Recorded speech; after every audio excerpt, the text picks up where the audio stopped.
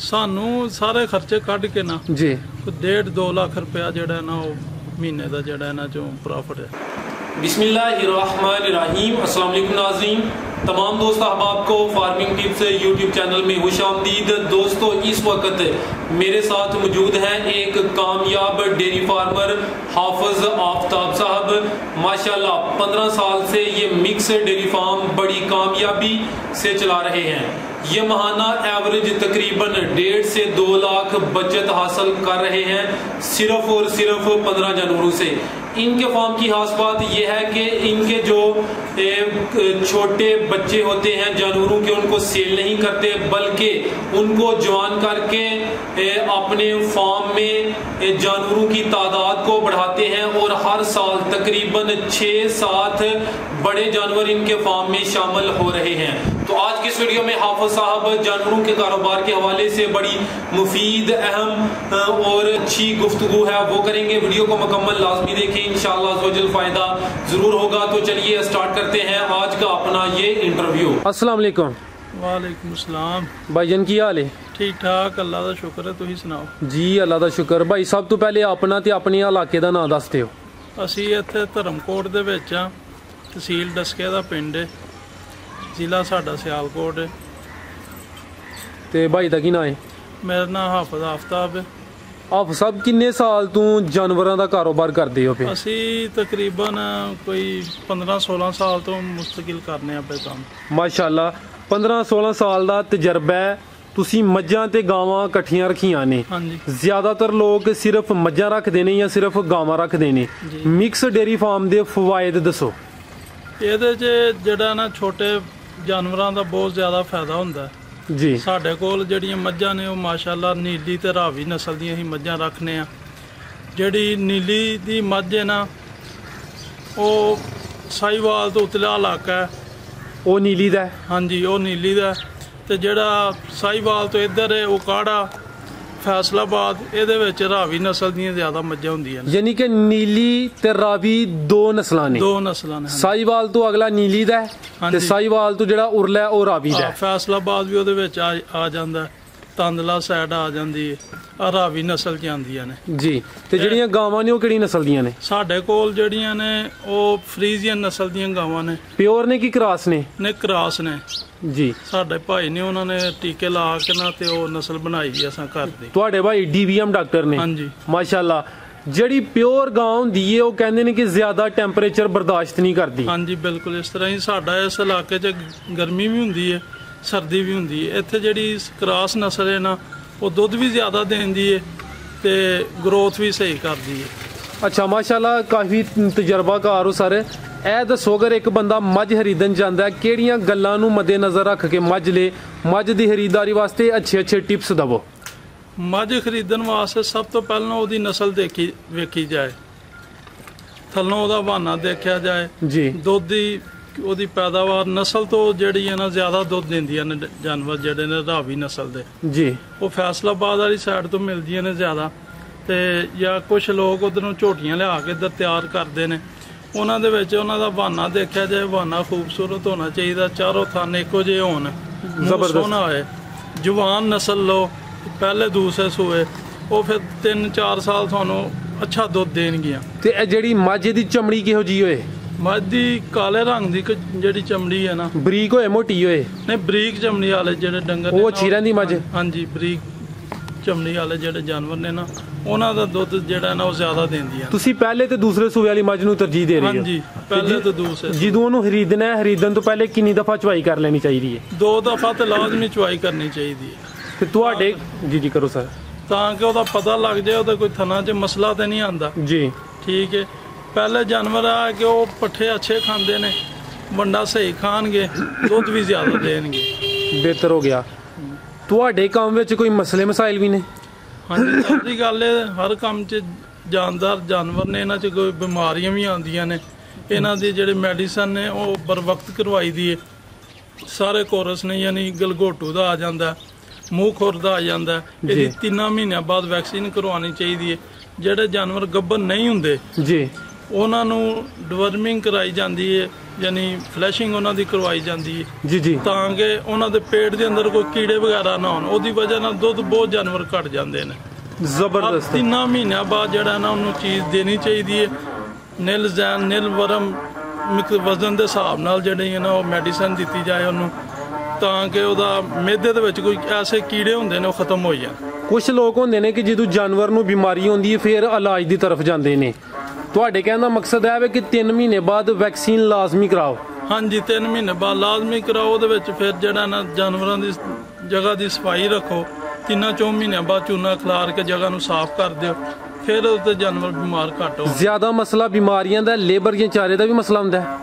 ਨਹੀਂ ਉਹ ਤੇ ਚਾਰਾ ਤਾਂ ਦੇਖੋ ਜੀ, ਉਹ ਦੇਖ ਕੇ ਪਾਣਾ ਤੁਹਾਂ। ਜੇ ਤੁਹਾਂ ਖੁਸ਼ਕ ਚਾਰੇ ਤੇ ਲਾਏ ਨੇ ਤੇ ਫਿਰ ਉਹ ਖੁਸ਼ਕ ਚਾਰਾ ਪਾਓਗੇ, ਤੂੜੀ ਵਗੈਰਾ। ਉਹਦੇ ਵਿੱਚ ਹਰੇ ਦਾ ਇਸਤੇਮਾਲ ਲਾਜ਼ਮੀ ਕਰੋ।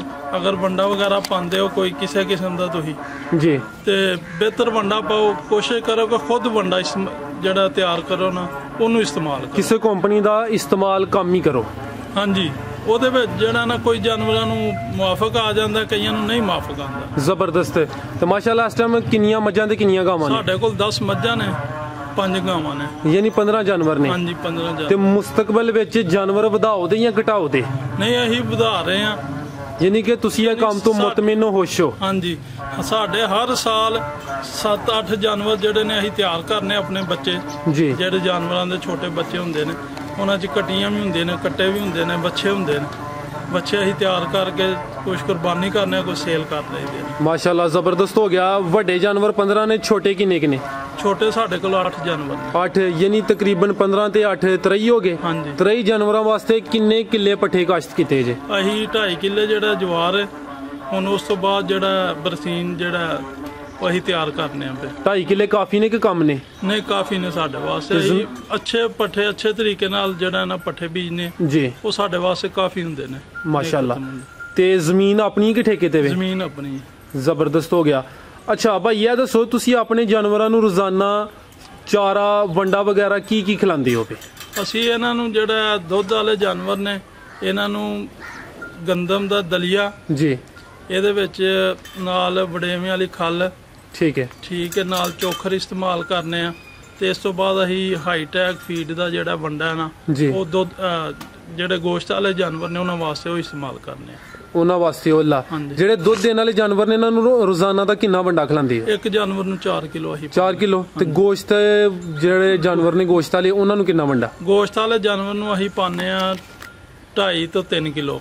ਜਿਹੜੇ ਛੋਟੇ ਜਾਨਵਰ ਨੇ ਉਹਨਾਂ ਨੂੰ 1 ਕਿਲੋ ਤੋਂ ਸ਼ੁਰੂ ਕਰੀਦਾ ਤੇ 1 ਸਾਲ ਤੋਂ ਬਾਅਦ 2 ਕਿਲੋ, ਉਸ ਤੋਂ ਬਾਅਦ ਫਿਰ 2.5-3 ਕਿਲੋ ਜਿਹੜਾ ਨਾ ਉਸੇ ਸਾਲ ਦੇ ਵਿੱਚ 2 ਸਾਲਾਂ ਦਾ ਜਾਨਵਰ ਤਿਆਰ ਹੋ ਜਾਂਦਾ। ਸਟੈਪ ਬਾय ਸਟੈਪ ਜਦੋਂ ਉਹਨਾਂ ਦੀ ਉਮਰ ਵੱਧਦੀ ਜਾਂਦੀ ਹੈ ਤੁਸੀਂ ਵੰਡਾ ਵੀ ਵਧਾਉਂਦੇ ਜਾਂਦੇ ਹੋ।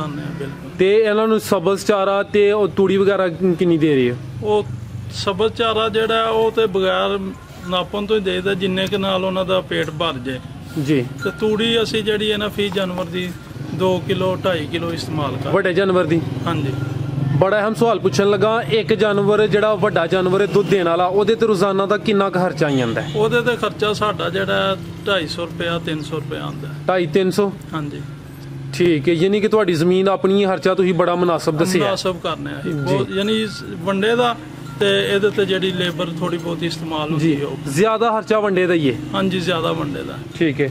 200 ਰੁਪਏ ਦਾ ਵੰਡਾ ਪੈ ਜਾਂਦਾ ਸਾਨੂੰ ਜੀ ਇੱਕ ਜਾਨਵਰ ਦਾ। ਤੇ ਬਕਾਇਆ ਜਿਹੜਾ ਉਹ 100-125 ਲੇਬਰ ਤੇ ਜਿਹੜਾ ਘਰ ਦਾ ਚਾਰਾ ਪੈ ਜਾਂਦਾ। ਇਸ ਟਾਈਮ ਕਿੰਨੇ ਜਾਨਵਰ ਦੁੱਧ ਦੇ ਰਹੇ ਨੇ? ਇਸ ਟਾਈਮ ਸਾਡੇ ਕੋਲ 4 ਮੱਝਾਂ ਦੇ ਰਹੀਆਂ ਨੇ ਜੀ, 3 ਗਾਵਾਂ ਦੇ ਰਹੀਆਂ। ਤੇ ਇਹਨਾਂ ਦਾ ਕਿੰਨਾ ਦੁੱਧ ਹੋ ਜਾਂਦਾ ਰੋਜ਼ਾਨਾ ਦਾ? ਇਹਨਾਂ ਦਾ 1 ਮਣ ਦੁੱਧ ਹੋ ਜਾਂਦਾ। ਇੱਕ ਟਾਈਮ ਦਾ 2 ਟਾਈਮਾਂ ਦਾ? ਇੱਕ ਟਾਈਮ ਦਾ। ਯਾਨੀ 7 ਜਾਨਵਰਾਂ ਦਾ ਇੱਕ ਟਾਈਮ ਦਾ ਇਹ 1 ਮਣ 40 ਕਿਲੋ। ਹਾਂਜੀ 40 ਕਿਲੋ। ਜ਼ਬਰਦਸਤ। ਉਹ ਜਿਹੜੇ ਜਾਨਵਰ ਦੇ ਰਹੇ ਨੇ ਉਹ ਵਿੱਚ ਫਰੈਸ਼ ਨੇ ਕਿ ਕੋਈ ਖਾਂਗੜ ਵੀ ਹੋ ਗਏ ਨੇ? ਨਹੀਂ ਵਿੱਚ ਖਾਂਗੜ ਵੀ ਹੈ ਨੇ 2 ਜਾਨਵਰ ਤੇ ਬਕਾਇਆ ਜਿਹੜੇ ਨੇ 5 ਜਾਨਵਰ ਉਹ ਫਰੈਸ਼ ਨੇ। ਠੀਕ ਹੈ। ਇੱਕ ਸਰ ਹੋਰ ਅਹਿਮ ਸਵਾਲ ਪੁੱਛਾਂ ਦਾ, ਤੁਸੀਂ ਇੰਨੀ ਮਿਹਨਤ ਕਰਦੇ ਹੋ ਜਾਨਵਰਾਂ ਤੇ ਖਰਚਾ ਵੀ ਕਰਦੇ ਹੋ, ਤੁਹਾਡੇ ਵੱਡੇ ਜਾਨਵਰ 15 ਨੇ, ਤੁਹਾਨੂੰ ਮਹੀਨੇ ਦੀ ਕੀ ਬਚਤ ਦੇਈ ਜਾਂਦੇ ਨੇ? ਸਾਨੂੰ ਸਾਰੇ ਖਰਚੇ ਕੱਢ ਕੇ ਨਾ ਜੀ 1.5-2 ਲੱਖ ਰੁਪਇਆ ਜਿਹੜਾ ਨਾ ਉਹ ਮਹੀਨੇ ਦਾ ਜਿਹੜਾ ਇਹਨਾਂ ਚੋਂ ਪ੍ਰੋਫਿਟ ਹੈ। ਠੀਕ ਹੈ, ਬੱਚੇ ਤੋਂ ਹੀ ਆਉਂਦੀ ਹਾਂਜੀ, ਬੱਚੇ ਹੈ। ਇੱਕ ਟਾਈਮ ਐਸਾ ਵੀ ਹੁੰਦਾ ਹੈ ਕਿ ਜਾਨਵਰਾਂ ਦਾ ਦੁੱਧ ਘਟ ਜਾਂਦਾ ਹੈ, ਬਾਅਦ ਟਾਈਮ ਵੱਧ ਜਾਂਦਾ ਹੈ। ਅਗਰ ਤੁਹਾਨੂੰ ਮੈਂ ਐਵਰੇਜ ਪੁੱਛਾਂ, ਤੁਸੀਂ ਮੈਨੂੰ ਐਵਰੇਜ ਦੱਸੀਏ ਕਿ ਐਨਜੀ ਹੁਣ ਇਹ ਜਿਹੜਾ ਮੰਥ ਚੱਲਦਾ ਪਿਆ ਇਹਦੇ ਮੁਤਾਬਕ ਦੱਸਿਆ ਜੇ। ਨਹੀਂ ਐਵਰੇਜ ਤਕਰੀਬਨ ਤੁਹਾਨੂੰ ਦੱਸੀ ਹੈ ਜੀ।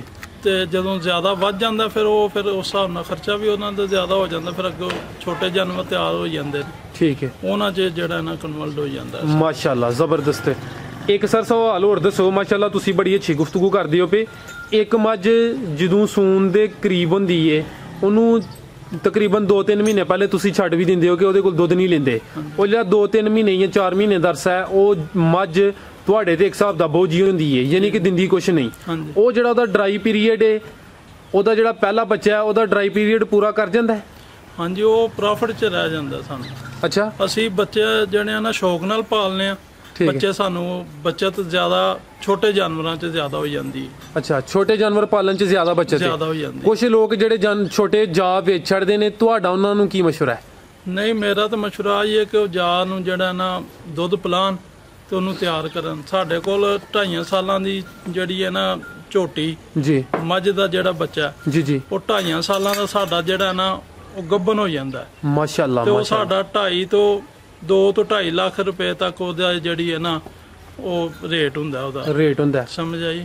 ਤੇ ਦੁੱਧ 'ਚ ਜਿਹੜਾ ਨਾ ਉਹ ਰੋਜ਼ਾਨਾ ਦੀ ਉਹ ਖਰਚੇ ਦੇ ਹਿਸਾਬ ਨਾਲ ਦੁੱਧ 'ਚ ਮਹਿਸੂਸ ਨਹੀਂ ਹੁੰਦਾ ਸਾਨੂੰ। ਸਰ ਇਸ ਤੋਂ ਪਹਿਲੇ ਕਾਫੀ ਜ਼ਿਆਦਾ ਹੀ ਵੀਡੀਓ ਬਣਾਈਆਂ ਨੇ, ਇਹ ਜ਼ਿਆਦਾ ਫਾਰਮਰ ਇਹ ਕਹਿੰਦੇ ਨੇ ਕਿ ਜਿਹੜੀ ਕੱਟੀ ਹੈ ਨਾ ਮੱਝ ਦਾ ਜਿਹੜਾ ਜਾ ਹੈ ਉਹ ਤਕਰੀਬਨ 3.5-4 ਸਾਲ ਲੈਂਦਾ ਹੈ। ਤੁਸੀਂ ਦੱਸਿਆ ਤੁਹਾਡੀ ਕੱਟੀ ਤਕਰੀਬਨ 2.5 ਸਾਲ ਦੀ ਉਮਰ 'ਚ ਇਹ ਗੱਭਣ ਹੋ ਜਾਂਦੀ ਹੈ। ਤੁਸੀਂ ਕੋਈ ਉਹਦੀ ਖਾਸ ਸੇਵਾ ਕਰਦੇ ਹੋ, ਕੀ ਕਰਦੇ ਹੋ ਕਿ ਏਡੀ ਜਲਦੀ ਗੱਭਣ ਹੋ ਜਾਂਦੀ ਹੈ? ਅਸੀਂ ਜਿਹੜਾ ਨਾ 3 ਮਹੀਨਿਆਂ ਤੱਕ ਉਹਨੂੰ ਨਿਸਫ ਦੁੱਧ ਪਿਲਾਉਂਦੇ ਆ, ਯਾਨੀ ਅੱਧਾ ਦੁੱਧ ਪਿਲਾਈਦਾ 3 ਮਹੀਨੇ ਜੀ। 3 ਮਹੀਨਿਆਂ ਦੇ ਵਿੱਚ ਹੀ ਉਹਨੂੰ ਫੀਡ ਸ਼ੁਰੂ ਕਰ ਛੱਡੀ ਦੀ ਹੈ। ਜਿਹੜਾ ਮੰਡਾ ਅਸੀਂ ਪਾਉਂਦੇ ਆ ਥੋੜਾ ਹੀ ਪਾਈ ਜਾਂਦੇ ਆ ਨਾਲ ਜੀ। ਉਹਦੇ ਵਜ੍ਹਾ ਨਾਲ ਸਾਲ ਤੋਂ ਬਾਅਦ ਜਿਹੜਾ ਨਾ ਸਾਡਾ ਜਾਨਵਰ ਜਿਹੜਾ ਨਾ 3 ਮਣ 2.5 ਮਣ ਹੋ ਜਾਂਦਾ। ਤੇ ਉਸ ਤੋਂ ਬਾਅਦ ਜਿਹੜਾ ਅਗਲੇ ਸਾਲ ਤੱਕ ਉਹ ਜਿਹੜਾ ਨਾ ਪੂਰਾ 6 ਮਣ 4.5 ਮਣ 5 ਮਣ 6 ਮਣ ਦੀ ਐਵਰੇਜ ਉਹਦੀ ਆ ਜਾਂਦੀ, ਫਿਰ ਉਹ ਗੱਭਣ ਹੋਣ ਦੇ ਕਾਬਲ ਹੋ ਜਾਂਦੀ। ਮਾਸ਼ਾਅੱਲਾ ਸਰ, ਬੜੀ ਅੱਛੀ ਗੱਲ ਦੱਸੀ ਏ। ਆਖਰੀ ਗੱਲ ਦੇ ਤੌਰ ਤੇ ਦੱਸੋ, ਤੁਹਾਡੇ ਜਿਹੜੇ ਭਰਾ ਤੁਹਾਨੂੰ ਵੇਖਦੇ ਨੇ ਪਏ, ਅਗਰ ਉਹ ਇਹ ਕੰਮ ਕਰਨਾ ਚਾਹੁੰਦੇ ਨੇ, ਤੁਹਾਡਾ ਉਹਨਾਂ ਨੂੰ ਕੀ ਮਸ਼ਵਰਾ, ਉਹ ਕਰ ਸਕਦੇ ਨੇ, ਕਿੰਜ ਕਰ ਸਕਦੇ ਨੇ, ਥੋੜਾ ਦੱਸ ਦਿਓ। ਜਿਹੜੇ ਸਾਥੀ ਇਸ ਕੰਮ ਨੂੰ ਕਰਨਾ ਚਾਹੁੰਦੇ ਨੇ, ਸਭ ਤੋਂ ਪਹਿਲਾਂ ਤਾਂ ਜਾਨਵਰਾਂ ਦੀ ਜਗ੍ਹਾ ਉਹਨਾਂ ਵਾਸਤੇ ਧੁੱਪ ਛਾਂ ਦੀ ਜਿਹੜੀ ਹੈ ਨਾ ਉਹ ਅੱਛੀ ਹੋਣੀ ਚਾਹੀਦੀ ਜੀ। ਯਾਨੀ ਗਰਮੀ ਵਾਸਤੇ ਉਹਨਾਂ ਵਾਸਤੇ ਪੱਖੇ ਹੋਣੇ ਚਾਹੀਦੇ ਨੇ। ਉਹ ਕਰਨ ਤੇ ਸ਼ੌਕ ਨਾਲ ਕਰਨ, ਇਹਦੇ 'ਚ ਕੋਈ ਨੁਕਸਾਨ ਨਹੀਂ, ਇਹਦੇ 'ਚ ਫਾਇਦਾ ਹੀ ਫਾਇਦਾ। ਅਗਰ ਜ਼ਮੀਨ ਆਪਣੀ ਨਾ ਹੋਏ ਫਿਰ ਵੀ ਕਰ ਸਕਦੇ? ਫਿਰ ਵੀ ਕਰ ਸਕਦੇ ਨੇ। ਪੈਲੀ ਠੇਕੇ ਤੇ ਲੈ ਲਓ, 40-50 ਹਜ਼ਾਰ 60 ਹਜ਼ਾਰ ਰੁਪਇਆ ਠੇਕਾ, ਅੱਛੀ ਪੈਲੀ ਲੱਭ ਜਾਂਦੀ ਹੈ। ਤੇ ਇੱਕ ਪੈਲੀ ਤੇ 10 ਜਾਨਵਰ ਹੋਣ ਤੇ ਉਹਨਾਂ ਨੂੰ ਪੈਲੀ ਦੇ ਪੱਠੇ ਨਹੀਂ ਮੁੱਕਦੇ। 1 ਕਿੱਲੇ ਦੇ 1 ਕਿੱਲੇ ਦੇ 10 ਜਾਨਵਰਾਂ ਵਾਸਤੇ ਕਾਫੀ ਹੈ, ਕਾਫੀ ਹੁੰਦੀ ਹੈ। ਉਹਨੂੰ ਅੱਛੇ ਤਰੀਕੇ ਨਾਲ ਆਹੀ ਜਿਹੜਾ ਇਹਨਾਂ ਦਾ ਗੋਬਰ ਵਗੈਰਾ ਹੁੰਦਾ, ਇਹਨੂੰ ਖਾਦ ਦੇ ਤੌਰ ਤੇ ਇਸਤੇਮਾਲ ਹੋ ਜਾਂਦਾ। ਠੀਕ ਹੈ, ਦੁੱਧ ਸ਼ੁੱਧ ਠੀਕ ਹੁੰਦਾ। ਰੋਜ਼ਾਨਾ ਦਾ ਇੱਕ ਜਾਨਵਰ ਜਿਹੜਾ ਦੁੱਧ ਦੇ ਉਹ 10 ਕਿਲੋ ਵੀ ਦੇ ਨਾ ਤੇ 1000 ਰੁਪਏ ਦਾ ਜੀ, ਸਮਝ ਆਈ। ਤੁਸੀਂ ਘੱਟ ਰੇਟ ਤੇ ਵੀ ਵੇਚੋ ਤੇ 900 ਰੁਪਏ ਦਾ, ਤੇ ਇੱਕ ਜਾਨਵਰ ਤੇ 300 ਰੁਪਈਆ ਖਰਚਾ ਰੋਜ਼ਾਨਾ ਦਾ। ਜੀ ਜੀ। ਜਿੰਨੇ ਮੁੱਲ ਪੱਠੇ ਪਾਣੇ ਉਹਦਾ 400 ਆ ਜਾਂਦਾ, 600 ਰੁਪਇਆ ਇੱਕ ਜਾਨਵਰ ਦਾ ਫਿਰ ਵੀ ਤੁਹਾਨੂੰ ਬਚਦਾ। ਅਗਰ ਤੁਸੀਂ ਉਹਦੇ ਤੇ ਮਿਹਨਤ ਕਰਦੇ ਹੋ, ਉਹਦੇ ਜਿਹੜੇ ਛੋਟੇ ਜਾਨਵਰ ਨੇ ਉਹ ਬਚ ਜਾਂਦੇ ਨੇ ਤੁਹਾਨੂੰ, ਉਹ ਤੁਹਾਡੀ ਕਮੇਟੀ ਬਣ ਜਾਂਦੀ ਹੈ। 1-2 ਲੱਖ ਰੁਪਇਆ ਸਾਲ ਬਾਅਦ, 2-4 ਲੱਖ ਰੁਪਇਆ ਜਿਹੜੇ ਮਰਜ਼ੀ ਤੁਸੀਂ ਆਪਣੀ ਜ਼ਰੂਰਤ 'ਚ ਲਾ ਸਕਦੇ। ਮਾਸ਼ਾਅੱਲਾ ਸਰ, ਜ਼ਬਰਦਸਤ ਜਨਾਬ, ਮਜ਼ਾ ਆ ਗਿਆ। ਤੁਸੀਂ ਬੜੀ ਕਮਾਲ ਦੀ ਅੱਛੀ ਤੇ ਸੱਚੀ ਗੁਫ਼ਤਗੂ ਕੀਤੀ ਹੈ। ਬਹੁਤ ਸ਼ੁਕਰੀਆ। ਅੱਲਾ ਹਾਫਿਜ਼। ਅੱਲਾ ਹਾਫਿਜ਼।